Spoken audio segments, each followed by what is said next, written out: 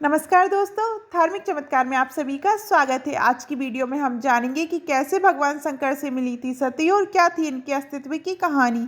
इस बात से तो हम सब वाकिफ ही होंगे कि भगवान शिव का पहला विवाह दक्ष प्रजापति की पुत्री देवी सती से हुआ था।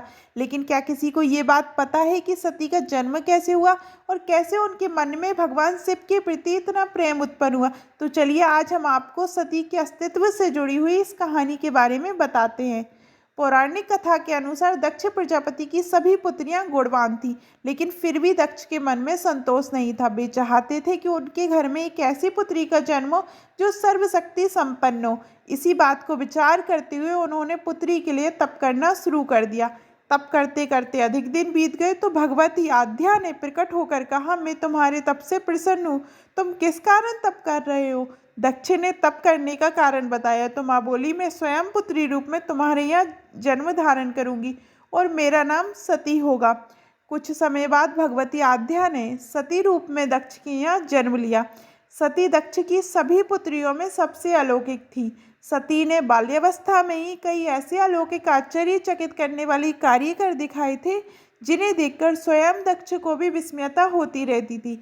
लेकिन जब सती विवाह योग हो गई तो दक्ष को उनके लिए वर की चिंता होने लगी। उन्होंने ब्रह्मा जी से इस विषय में परामर्श किया। ब्रह्मा जी ने कहा, सती तो आद्या के अवतार है। आद्या आदि शक्ति और शिव आदि पुरुष हैं, अतः सती के विवाह के लिए शिव ही योग और उचित वर है। लेकिन दक्ष को शिव कुछ पसंद नहीं थे। उनका कहना था कि वे हमेशा गले में सांप और शेर की खाल पहने घूमते रहते हैं। लेकिन सती की जिद के कारण उनको मानना पड़ा। अंत में सती का विवाह भोलेनाथ से संपन्न हुआ।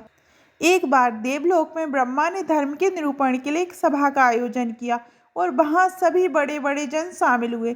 जब सभा में दक्ष का आगमन हुआ तो सभी देवता उठकर खड़े हो गए, पर भगवान शिव खड़े नहीं हुए। उन्होंने दक्ष को प्रणाम भी नहीं किया। दक्ष ने इस बात का बहुत बुरा लगा।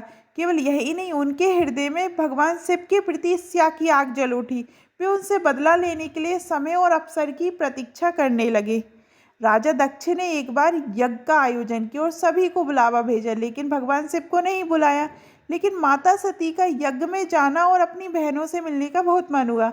देवी ने भगवान से वहां जाने की आज्ञा मांगी, किंतु भगवान ने वहां जाने से मना किया कि अभी वहां जाना ठीक नहीं है। लेकिन माता नहीं मानी और हट करती रही। अंत में भगवान ने उन्हें जाने के लिए भेज दिया और साथ में अपना एक गढ़ भी भेजा जिसका नाम था वीरभद्र।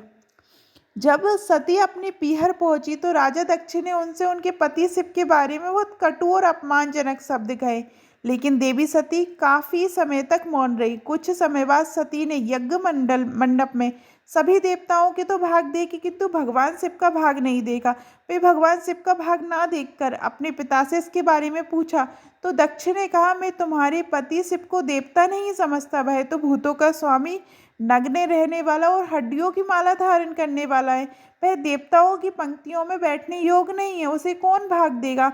इन बातों को सुनकर सती आंखें क्रोध में लाल हो गई और वो कहने लगी, जो क्षण मात्र में संपूर्ण सृष्टि को नष्ट करने की शक्ति रखते हैं वे मेरे स्वामी हैं। नारी के लिए उसका पति ही स्वर्ग होता है। जो नारी अपने पति के लिए अपमानजनक शब्दों को सुनती है उसे नरक में जाना पड़ता है।